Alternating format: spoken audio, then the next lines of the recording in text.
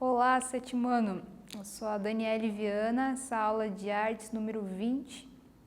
Lembrando mais uma vez que quando vocês entrarem lá na sala de aula virtual, não esquecer de marcar lá no link que a presença de vocês, e para o pessoal que está assistindo em casa, na TV, né? Assistindo em casa todo mundo tá, mas na TV e puder pegar as atividades na escola, e essas pessoas também podem fazer as atividades no Classroom. Então vamos iniciar a nossa aula de hoje. Hoje o tema é escultura ao longo do tempo, arte rupestre e arte grega antiga. Então vamos lá. A aula anterior, lembrando, os diferentes objetos do nosso cotidiano podem ser utilizados para montar tridimensionais. Aula passada a gente falou de colagem tridimensional e a gente pontuou como os diversos mesmo objetos do nosso cotidiano tridimensional, né, podem ser utilizados nas obras de arte. A gente falou sobre o dadaísmo, movimento de vanguarda, onde se trazia uma arte que dialogava com os questionamentos de sua época. A gente falou lá sobre o espírito do tempo, né? A gente falou sobre a arte de Hall Houseman, que é capaz de fazer perceber o espírito de um período, né? E isso ajudou a gente a refletir sobre a gente mesmo, sobre o período que a gente vive. Já na aula de hoje, a gente vai trabalhar a escultura, a arte em 3 dimensões. Na aula passada também a gente trabalhou sobre tridimensionalidade, mas agora a gente vai focar na escultura, no esculpir. Vocês já vão entendendo ao longo da aula a diferença, né? A escultura na arte rupestre, e rupestre vem de uma palavra, vem de pedra mesmo, se entalhar na pedra. A gente vai falar da mulher de Willendorf. A magia na arte, como que povos antigos, lá no início da humanidade, já produziam manifestações artísticas muito ligadas à questão da magia e como a escultura está presente nisso. A escultura na arte grega antiga, a busca do naturalismo. A gente vai ver esse contraponto, essa diferença com a arte grega que é bastante grande. Ambos a gente vai ver que tem influência no que a gente vê até hoje. A escultura, a gente tem ali a imagem de uma pedra, né? Que basicamente escultura é retirar a imagem, retirar a figura dessa pedra, né? Diferente de modelagem, por exemplo, né? A palavra. Então, o que a gente vai trabalhar aqui são esculturas basicamente retiradas dessa figura, dessa pedra. A gente vai pontuar sobre tridimensional. Então, assim, tridimensional são os objetos que que possuem 3 dimensões: largura, altura, profundidade, né? Mas uma questão, aqui é bidimensional, né? Só que a gente tem uma ilusão, uma de tridimensionalidade produzida pela imagem. Então isso existe, numa imagem bidimensional pode ter uma ilusão de tridimensional. Mas o tridimensional que a gente está falando é aquele que você pode circular em torno, que tem vários ângulos. Olha lá, diferentes possibilidades de observação. Um trabalho tridimensional, você pode ter vários trabalhos em um, que é interessante numa estátua, por exemplo, que você pode observar ela de vários ângulos, ângulos quase infinitos. Uma diversidade de materiais possíveis. A gente vai ver que existem tantos tipos de pedras serem trabalhadas, ou mesmo madeira, que podem produzir trabalhos diferenciados. Além de observada, às vezes, né, porque, por exemplo, quando a gente vai num museu ou num centro histórico e tem uma peça ali meio rara, antiga, não se pode tocar a maioria das vezes. Mas, como a maior parte das coisas do mundo, a tridimensionalidade tem essa questão do toque, né? De proporcionar essa sensação do volume mesmo visualmente. Então, ela tem essa presença importante. E a arte de esculpir, é isso que a gente vai focar. Aqui uma atividade já de início para vocês, né? Além dos materiais tradicionais, como eu mostrei ali da pedra ali, que outros se poderia esculpir e modelar, pensar nessa diferença para vocês. Reflita e anote suas ideias no caderno. Então vou deixar um tempinho para vocês resolverem.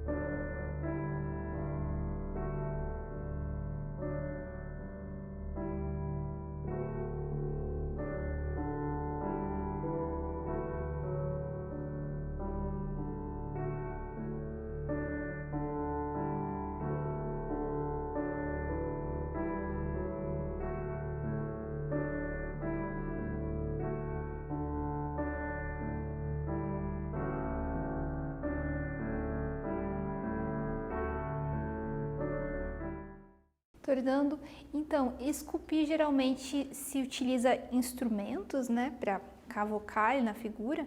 Então, por exemplo, pode ser um sabão, ou pode ser, a gente vê esculturas até mesmo em frutas hoje em dia, né? Tem objetos variados que vocês podem pensar e encontrar mesmo no seu dia a dia.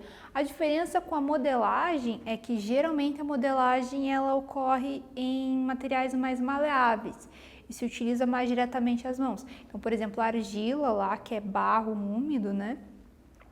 Como uma massinha, como aquela massinha de modelar que se utilizava quando criança, ou também cera, existem esculturas feitas de cera que tem também a modelagem.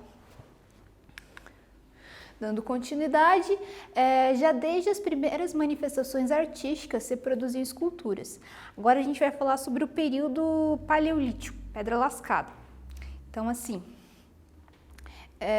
foi um período que o homem começou a produzir, né? Então, pedra lascada porque ele lascava, por exemplo, para construir armas, né? Vocês podem ver ali na figura, né? Que tem ali o caçador.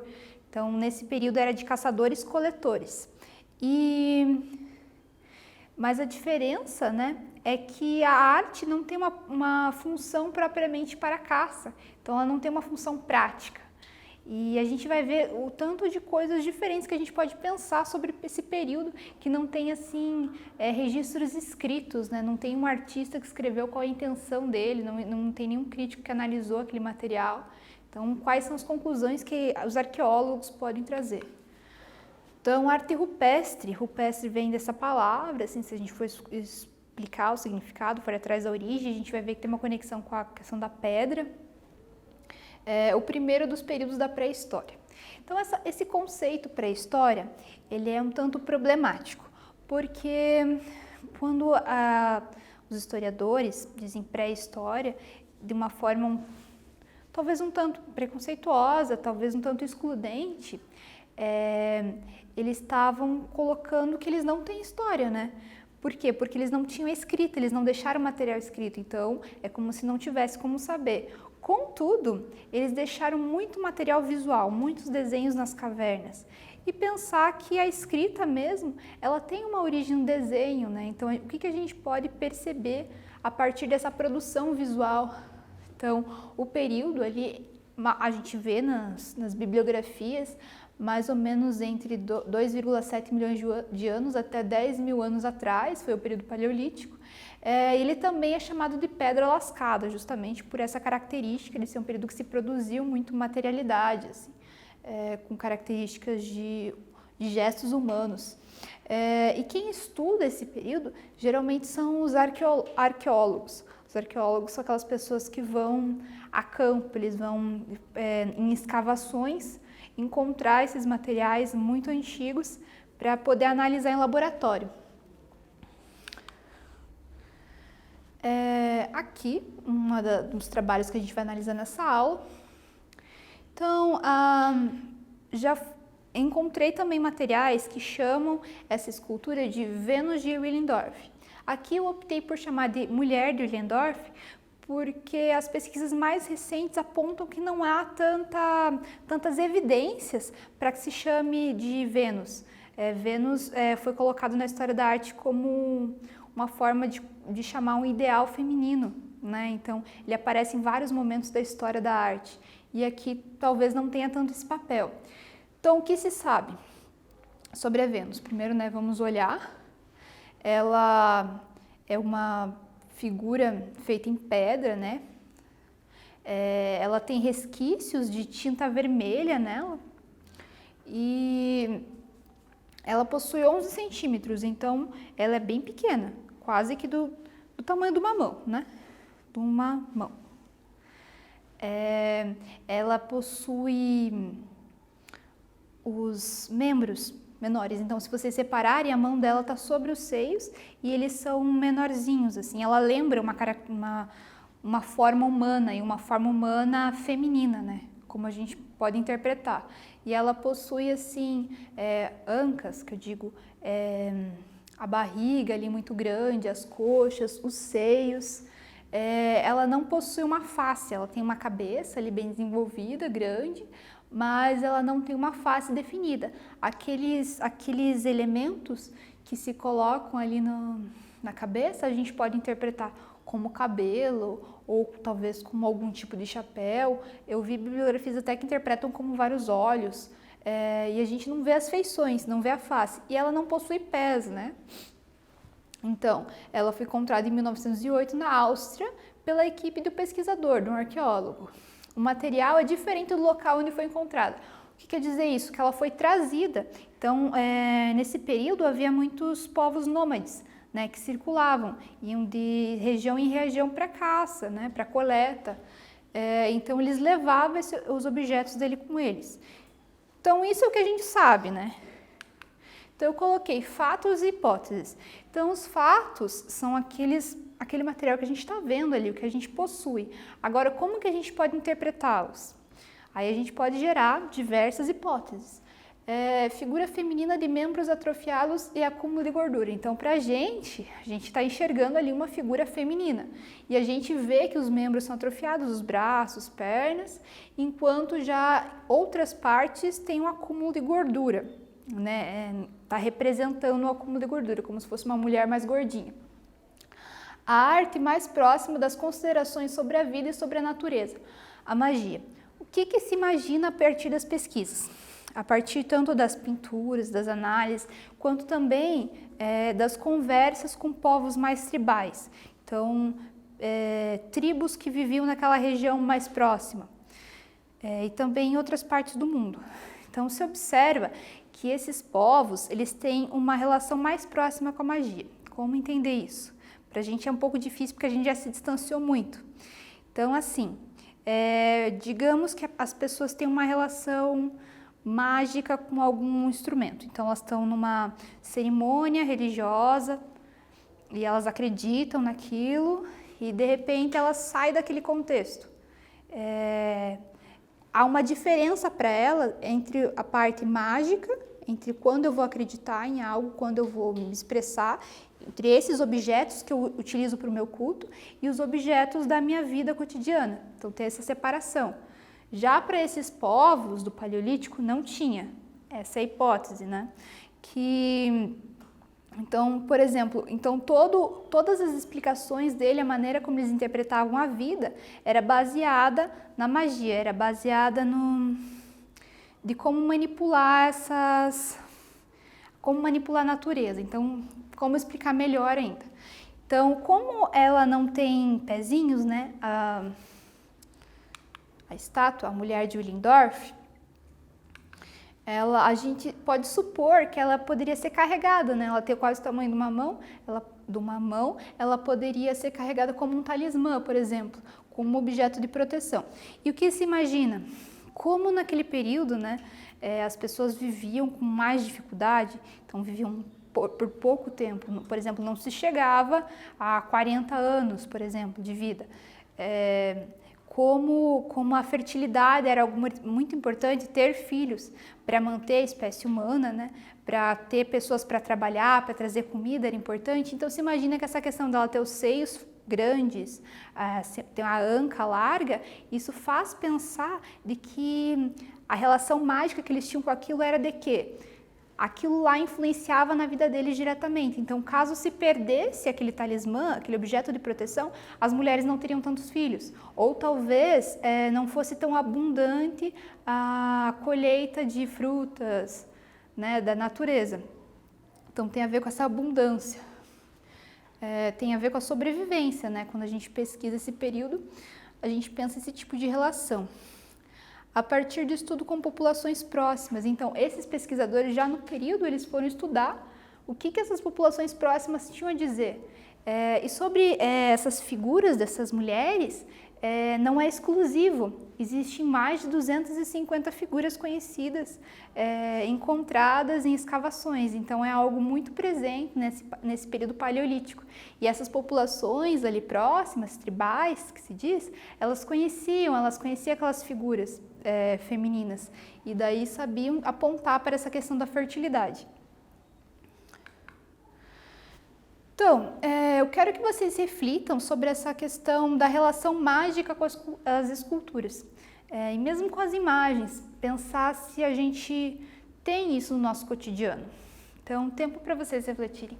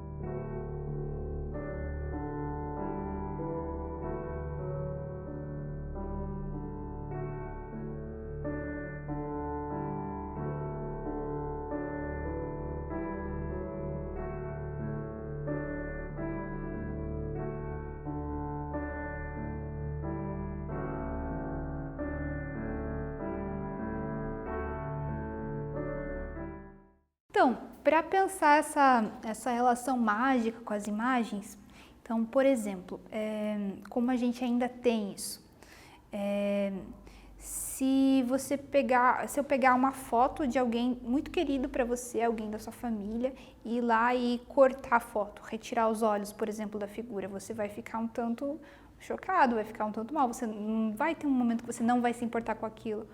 E com uma escultura, por exemplo, num cemitério, assim, se for alguém, um parente querido que foi enterrado ali, você não vai querer que alguém destrua, aquilo vai ter um significado para você, correto? Então a gente ainda tem um pouco dessa relação mágica, sem falar aí nas religiões o quanto que se possui de relação mágica com as figuras. A diferença é que lá no período paleolítico isso era bem mais amplo, bem mais envolto no cotidiano, na vida das pessoas. Agora a gente vai pular do paleolítico para a Grécia Antiga, né? A Grécia Antiga do século XX ao século XV a.C., tá?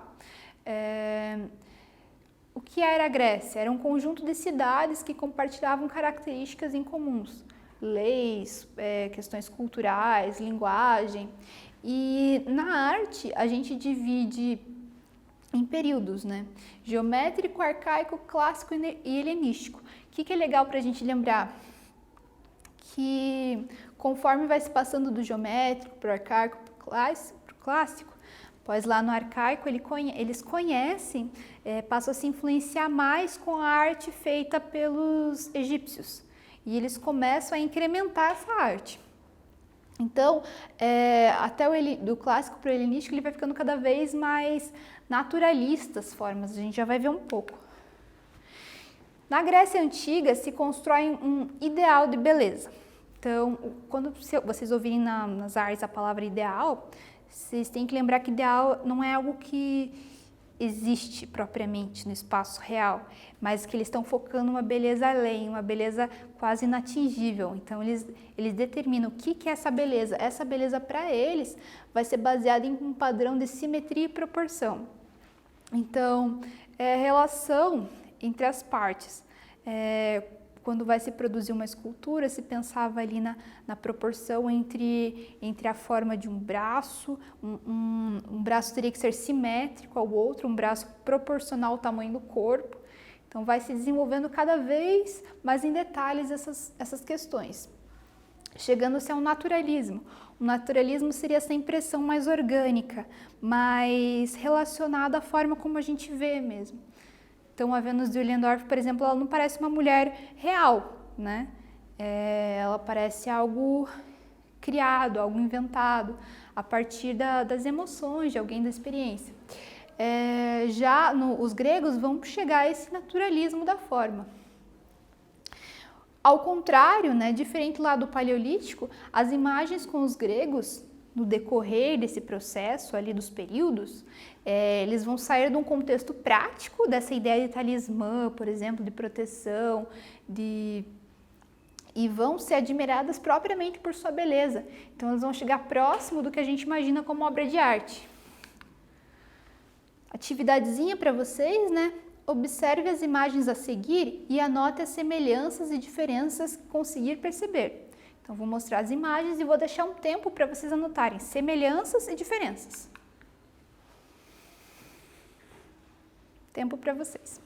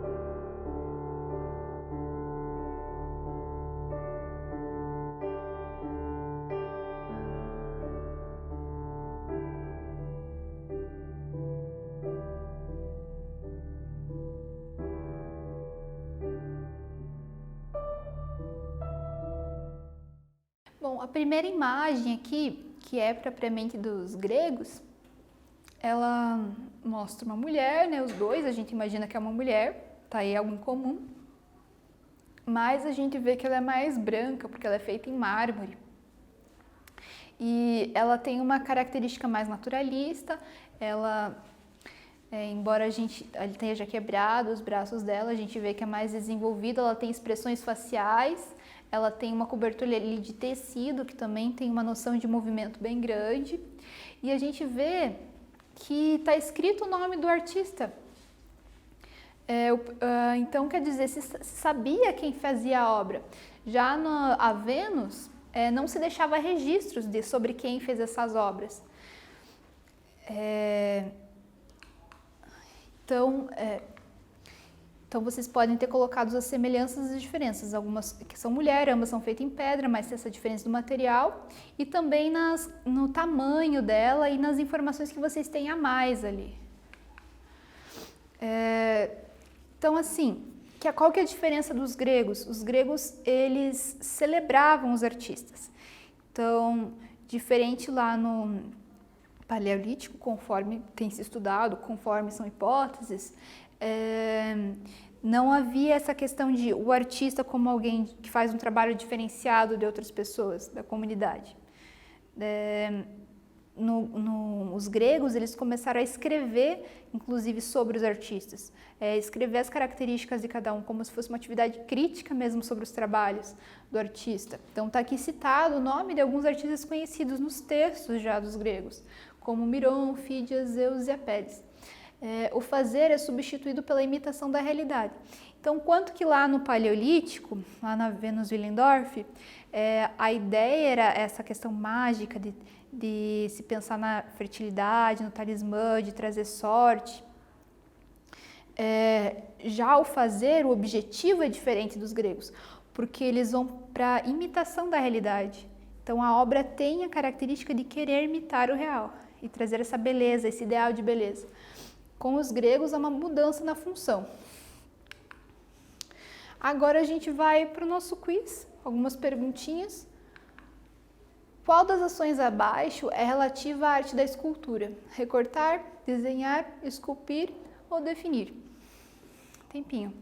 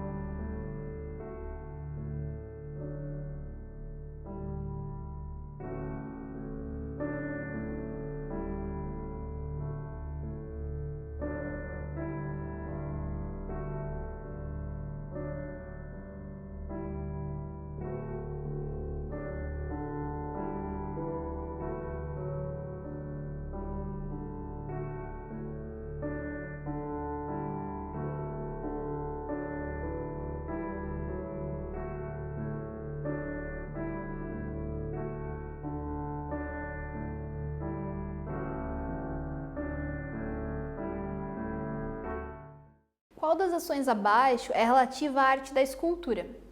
A. Recortar. B. Desenhar. C. Esculpir. D. Definir. Bom, a escultura ela é uma atividade artística muito ampla. Então, conforme a gente viu na aula passada, por exemplo, o tridimensional você pode ter vários tipos de ações, como pregar, como recortar, poderia ver. Mas no caso, a palavra escultura e na maneira como a gente foi trabalhado aqui em aula, a resposta correta será esculpir, que é a própria origem assim da palavra. Vamos agora para a questão número 2. No período paleolítico, havia dinossauros. B. Se produziam tanto pinturas em cavernas quanto esculturas. C. Construíam-se casas de cimento. D. Havia se desenvolvido a escrita. Tempinho.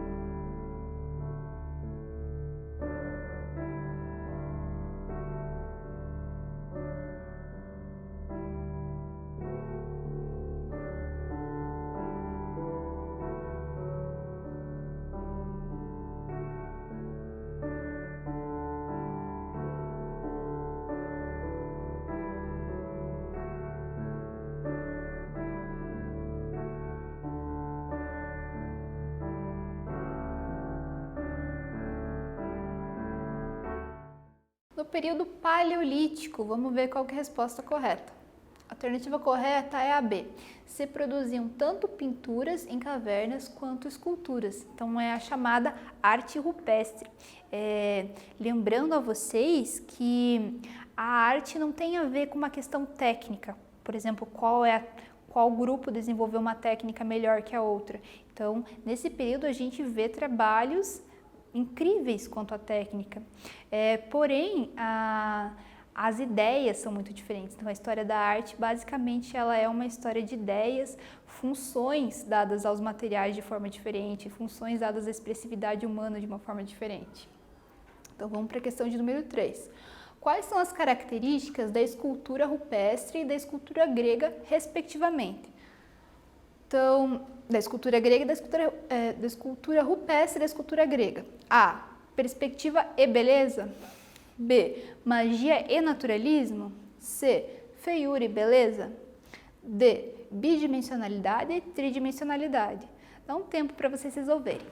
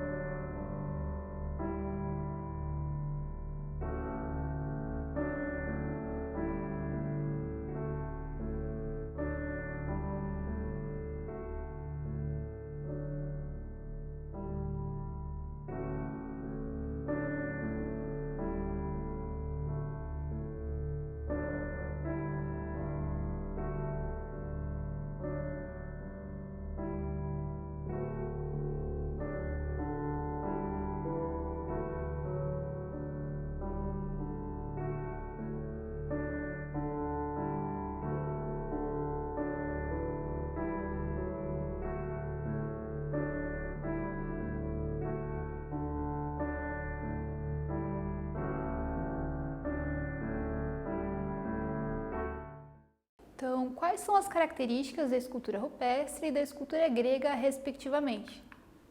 A alternativa correta é magia e naturalismo. Então, alguma das diferenças entre as duas é que lá no Paleolítico se tinha uma relação mais próxima com a magia e se colocava isso nos trabalhos das esculturas, né? Então, eles serviam quase como talismãs, objetos de proteção, então eles tinham um poder em si. Já os gregos, eles vão buscar mais o naturalismo das formas, mais representar a realidade como ela é. Então, vamos agora para os testes. Uma pedra pode ser utilizada para se fazer uma escultura.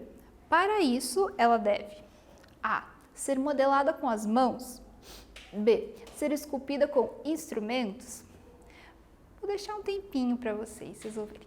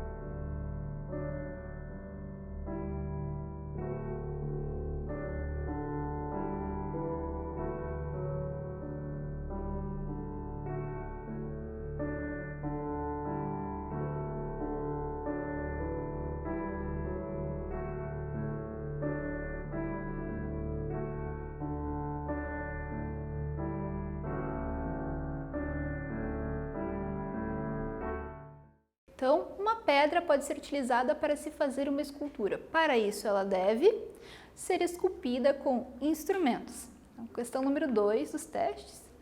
Sobre a mulher de Willendorf. A. Pode-se afirmar, graças aos registros escritos da época, que os artistas buscaram exclusivamente a beleza naturalista. B. Uma escultura produzida no período paleolítico. Costuma-se entendê-la como símbolo de fertilidade. Então, vou deixar mais um tempo para vocês.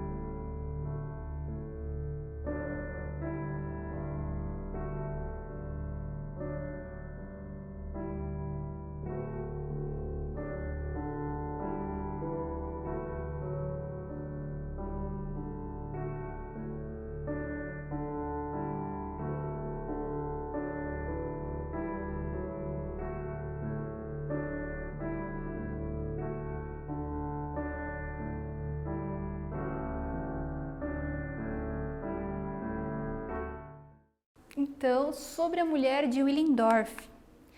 B. Uma escultura produzida no período paleolítico. Costuma-se entendê-la como um símbolo de fertilidade. Na 3, sobre a Vênus de Milo, né? Que foi aquela figura ali que eu mostrei relativa às esculturas gregas.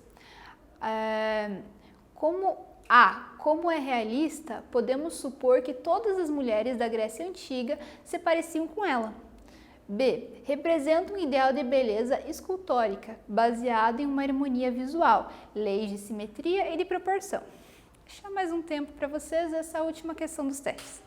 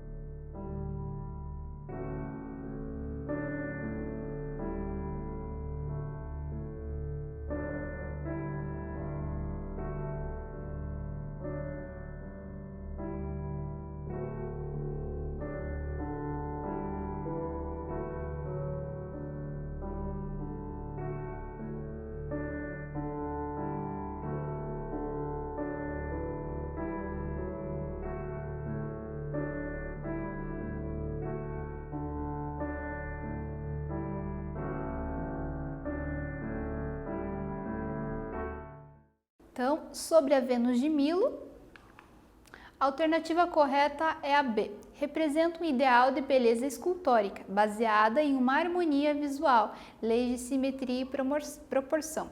Então, quando os gregos construíam a partir dessas leis, se diz que existe uma harmonia visual ali, porque tem um certo conforto ao olho observar aquelas formas naturalistas. Aquele rápido lembrete da aula, né? Arte rupestre, período da pré-história ou período paleolítico, né? Então, a gente pode chamar também pré-história, período sem escrita.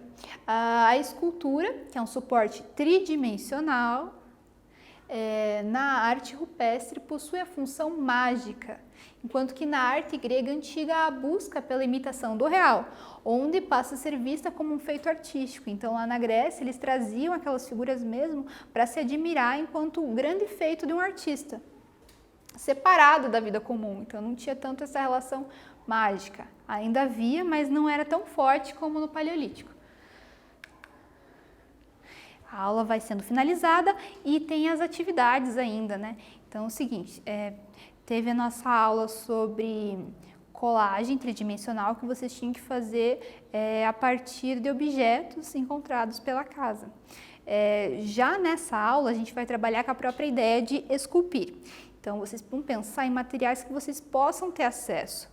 Então, que materiais que vocês têm na casa de vocês que vocês possam esculpir e produzir uma forma humana a partir dele, né? Já que a gente trabalhou tanto formas humanas, a aula vai ficando por aqui.